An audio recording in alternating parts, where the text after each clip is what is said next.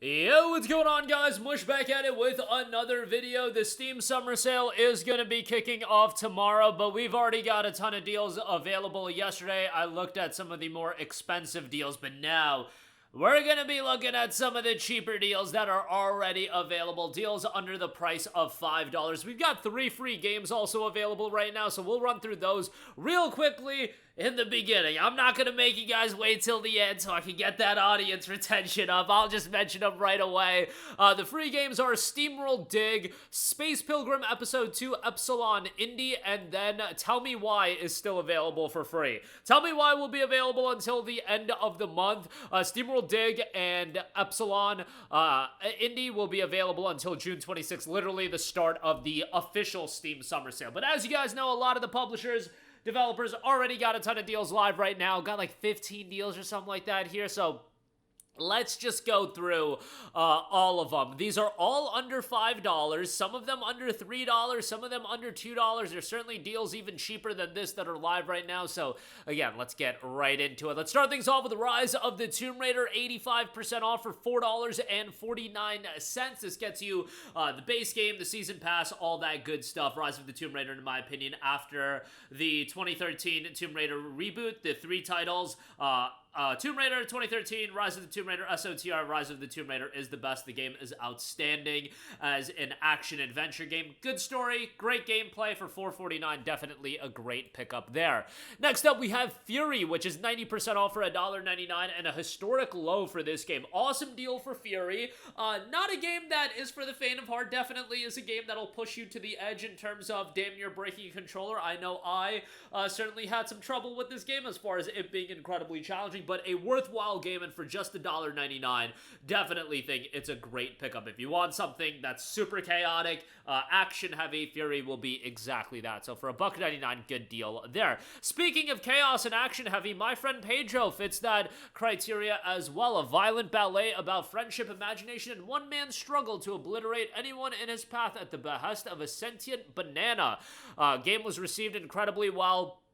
Not super lengthy, so I totally understand why that initial $20 price point may have been, a little bit too tall of an asking price, but at $3.99, I think it's a great game to play over the course of a weekend. If you just want something that is super action-heavy, you'll find that with my friend Pedro. So 80% off, $3.99 on that.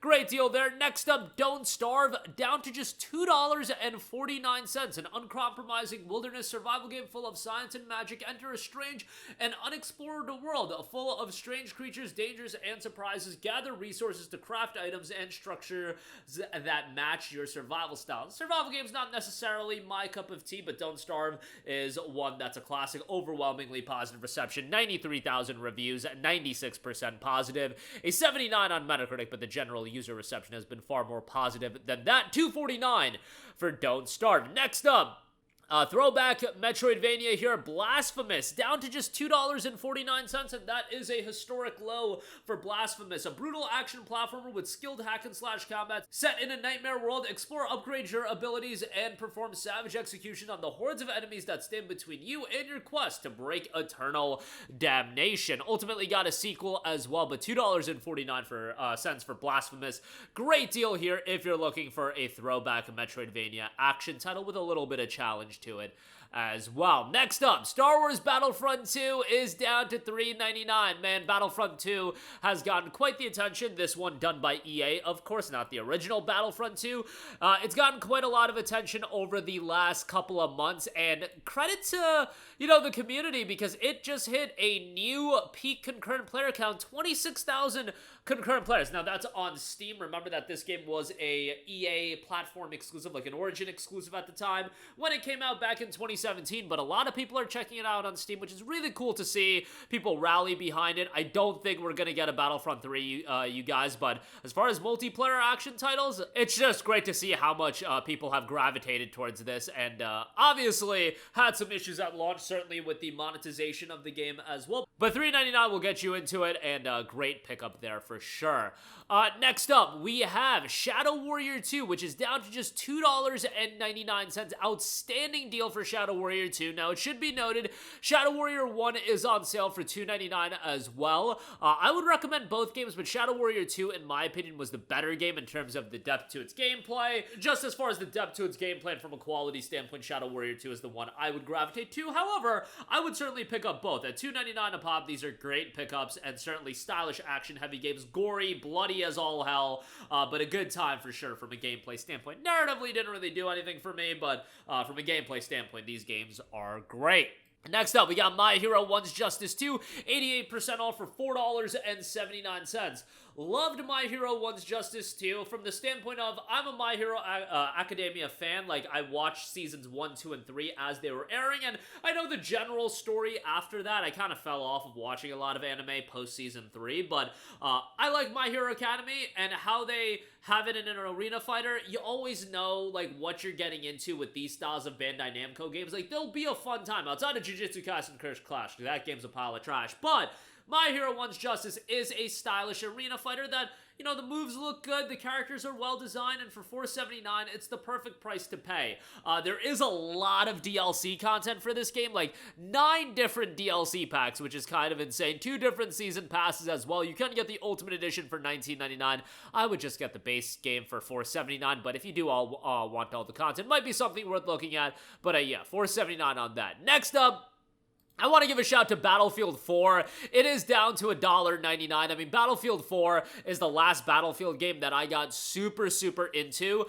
It's not like you're going to find a super active community in the game, but still, from a campaign standpoint, I thought it was pretty good. Like, the debut trailer, I don't know if it was the debut trailer, but the trailer with Run This Town, man, that is embedded into my memory. I remember watching that trailer on repeat, one of the greatest video game trailers of all time. And Battlefield 4, again, was the last Battlefield game that I got super into. I did play Hardline, and I've played all the Battlefield games since then, but as far as dropping hours and hours into, man, it was Battlefield 4, and it just takes me back. For $1.99, I feel like even just playing through the campaign for $1.99 is worthwhile, and then if you do want to delve into the multiplayer, you can, but gonna be more of an experience that, you know, drives on the nostalgia, and I think that's what it's going to cater to for a lot of people. Next up, we have Embr. Fight fires for fun and profit in this unpredictable and frantic multiplayer game. Team up with friends, take on daily challenges, and climb to the top of the corporate firefighting ladder more than one way to become a hero. Very positive reception with 1,200 reviews, $3.99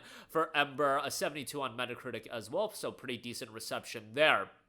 Narita Boy is on sale for $2.49, a retro action platformer here. Become symphonic in Narita Boy, a radical action adventure as a legendary pixel hero trapped as a mere echo within the digital kingdom. Discover the mysteries behind the techno sword, lock swords with the corrupt and tainted stallions, and save the world. 1,000 reviews on this, 80% positive, and a well-received action, a platformer that's a bit of a throwback. Killer is Dead, 90% off for $1.99. This is a Suda51 game, and if you get into a Suda51 game, you gotta expect a little bit of wackiness, a little bit of zaniness, but that is absolutely there with Killer is Dead. A fairly stylish action game from a visual standpoint, and I think the Suda51 games also always have pretty unique visual styles and presentation styles. For $1.99, again, a pretty solid action game that I would recommend at this price point. And then lastly, I'll give a shout to Trek to Yomi, which is 75% off for $4.99. Now, this game is super short. You can complete it in like 4 hours, but I thought from a stylistic standpoint, looks great.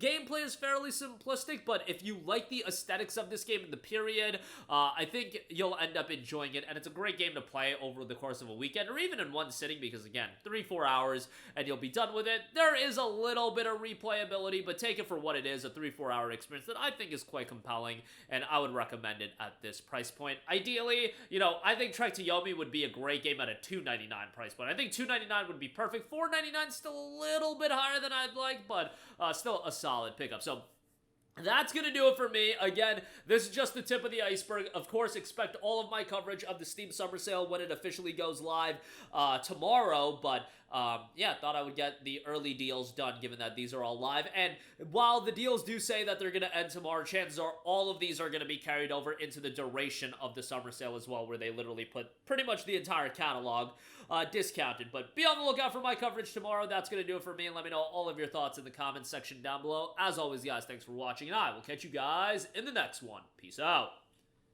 Hey, what's going on, guys? Mush here again. Hope you enjoyed the video. As you guys might know, YouTube's notification system is sometimes a little bit wonky, even if you're subscribed to the channel. Maybe you're not abundantly aware that I uploaded a video. To remedy that situation, make sure you hit the bell notification button. This way, whenever I upload a new video, and I try to upload as consistently as possible, you will be notified directly of the upload, and you can watch it as soon as it goes live. I would really appreciate it if you guys hit that button so you can stay up to date with all of the content I'm posting. But as always, guys, thanks for watching, and I'll catch you guys in the next one. Peace out.